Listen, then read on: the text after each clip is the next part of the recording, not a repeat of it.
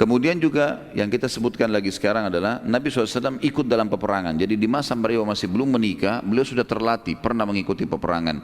Sehingga ini semua menjadi komponen-komponen yang kalau disatukan memang siap menjadi seorang pemimpin.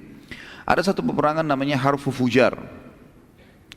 Harbu Fujar ini teman-teman sekalian, ya, adalah peperangan yang melanggar bulan yang dimuliakan.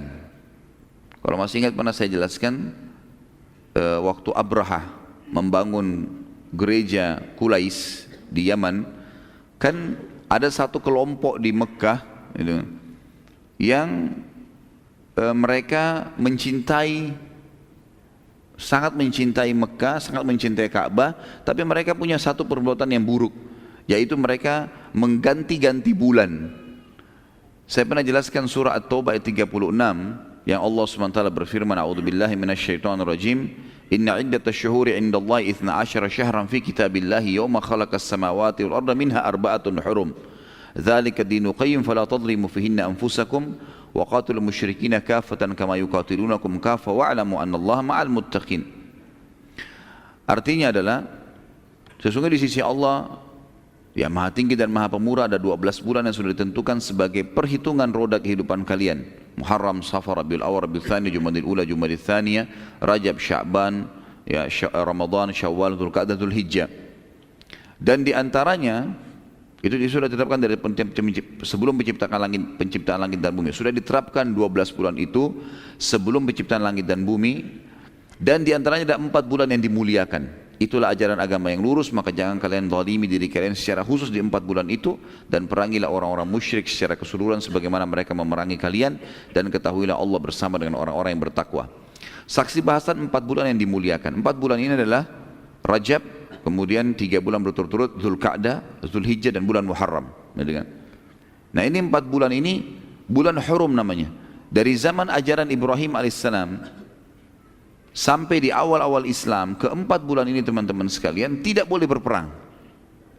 Tidak boleh berperang. Tapi orang-orang suku Arab sebelum Islam datang, mereka hidup dari peperangan. Mereka saling menyerang satu sama yang lain, terus mengambil hartanya suku yang lain gitu kan.